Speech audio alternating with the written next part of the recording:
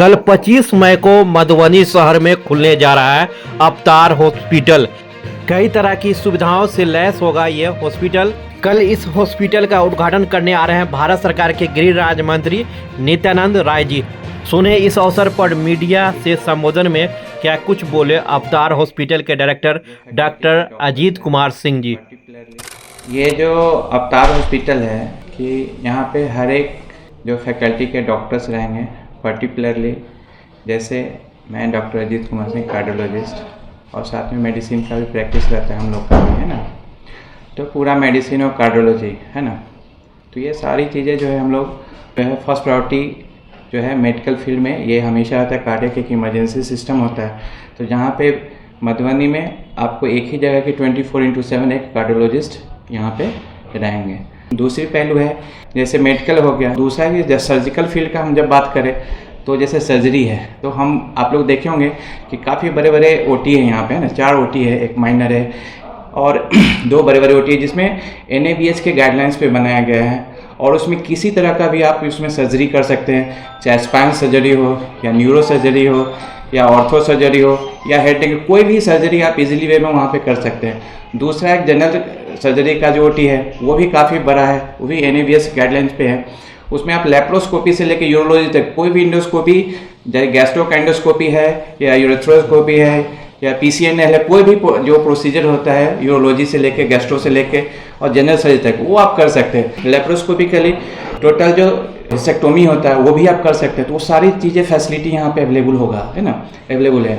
दूसरा है कि बहुत जगह क्या होता है कि सर्जरी के दौरान कि कोई कंडीशन किसी को कार्डियक क्लीयरेंस की ज़रूरत होती है, तो यहाँ पे ऑलरेडी 24/7 एक कार्डियोलॉजिस्ट बैठा हुआ है जो कि किसी भी सर्जन को हमेशा एक सेफ साइड में रखता है कि चलो कार्डियक क्लीयरेंस से हम OT इजीली वे में हम लोग इसको कंडक्ट कर सकते हैं।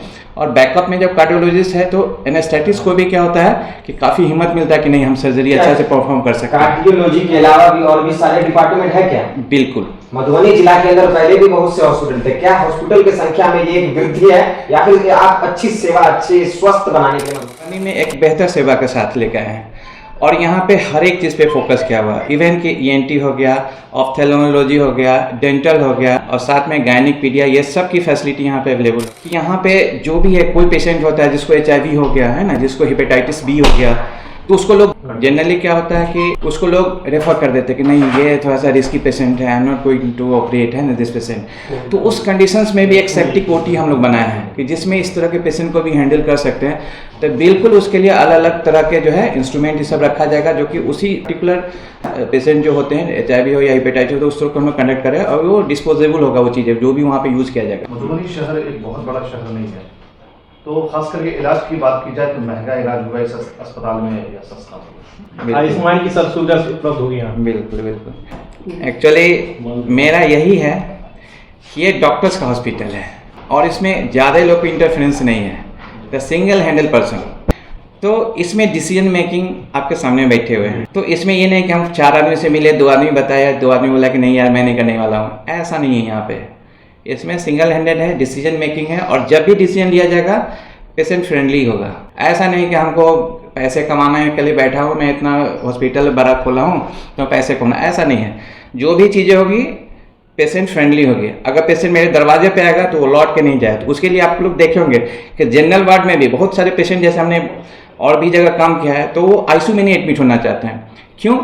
कि उसके पास पैसे नहीं होते और पेशेंट सिक होते हैं। तो उस चीज़ को भी ध्यान रखने के लिए हम जनरल वार्ड में ही ICU की व्यवस्था कर दें। उसमें मॉनिटर से लेकर ऑक्सीजन पाइप से लेकर एवरीथिंग, सब कुछ का व्यवस्था है। बस ये है कि आप उस पर किस तरह से फोकस करते हो। तो अगर मैं एज ए डायरेक्टर, है ना, डॉक्टर जी, अगर यहाँ पे हूँ तो नेचुरली कि मेरी फोकस जो होता है कि हमेशा जो है उस पेशेंट पे रहेगा जो जनरल वार्ड में है और ज़्यादा क्रिटिकल है। तो मैं कोशिश करूँगा कि वो पेशेंट भी सफ़र नहीं करे, पैसे के बिना कोई यहाँ से दरवाजे पे से नहीं लौट जाए। तो इस तरह का भी व्यवस्था हमने सोच करके रखा है। दूसरी बात, अपने क्वेश्चन होते हैं आयुष्मान का। बिल्कुल, आयुष्मान का हम लोगों ने इसमें अप्लाई कर दिया है और नेचुरली है कि विदिन 1 to 2 वीक्स सब पाइपलाइन में सारी चीज़ें व्यवस्था आयुष्मान का। और दूसरी चीज़ है कि यहाँ पे कोई भी हॉस्पिटल जो सुविधा देंगे उससे बेहतर सुविधा हम यहाँ पे, स्पेसियस है, साफ़ सुथरा है, एवरीथिंग आप देख सकते हैं। बाहर में पार्किंग की सुविधा है, कैंटीन की सुविधा है, चारों तरफ यहाँ पे हरियाली है।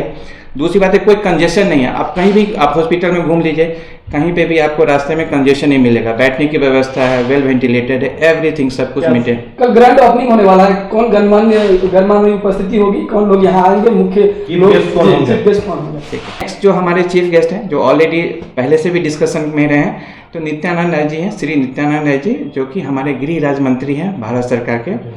काफ़ी वो एक्टिव है ये है, और जो भी इस तरह के कार्यक्रम होते हैं जहाँ पे सोशल वेलफेयर के लिए काम होता है, इस तरह से जैसे हॉस्पिटल्स है या और भी कार्यक्रम है, तो उसमें वो हमेशा वो पार्टिसिपेट करते हैं ना, तो वो हमारे चीफ गेस्ट के रूप में है। बाकी जितने यहाँ पे माननीय हैं, चाहे जिला परिषद हो या चाहे सांसद हो या जो एमएलए एमएलसी जो भी है, सारे लोग को पर्सनली लेवल पे बात किया गया है, उनको कार्ड दिया गया है, उनसे बात करके उनके विशिष्ट अतिथि के रूप में सारे का नाम भी दिया गया।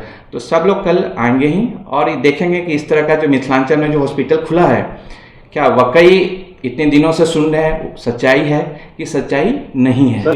बिल्कुल 24/7 और खासकर 24/7 आपके पास कार्डियोलॉजिस्ट होंगे। मैं यहाँ पे 2021 में आया था एज ए कार्डियोलॉजिस्ट। बहुत ऐसे सिक पेशेंट थे जो कि हम अपने तरीके से मैनेज नहीं कर पाते due to the scarcity of इस हॉस्पिटल नहीं रहने के कारण, आईपीडी नहीं रहने के कारण में बहुत सारे पेशेंट सफ़र गए। तो मेरी सोच 2021 से शुरू हुई कि नहीं, एक अपना सेटअप हमको डालना है जिसमें सारी फैसिलिटी कार्डियक का होनी चाहिए, है ना। आज जो आपके सामने जो डेट है, आज हम इसको इनॉग्रेट कर रहे हैं हम लोग। से समस्त मिथिला वासियों से क्या अपील करना चाहेंगे आप आखिर में हमारे चैनल के माध्यम से? एज ए डॉक्टर और पेशेंट का रिलेशनशिप जो होता है जन्म जन्मांतर का होता है। ना डॉक्टर पेशेंट के बगैर रह सकता है, ना ही पेशेंट डॉक्टर के बगैर रह सकता है।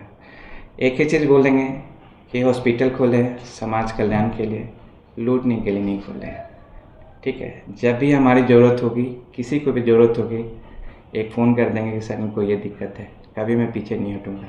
मैं एक चीज़ बोला था कि मेरे दरवाजे पे से कोई पेशेंट लौट के नहीं जाएगा, ठीक है। तो हमेशा मैं पेशेंट फ्रेंडली रहा हूँ, चाहे आप मेरा रिकॉर्ड देख लीजिएगा मार्केट में, पेशेंट फ्रेंडली रखो। और ये पेशेंट के लिए हम हॉस्पिटल खोले, अपने लिए नहीं खोले। अगर वो ठीक रहेगा तो मेरा हॉस्पिटल चलेगा, अगर वो ठीक नहीं रहेगा तो मेरा हॉस्पिटल नहीं चलेगा।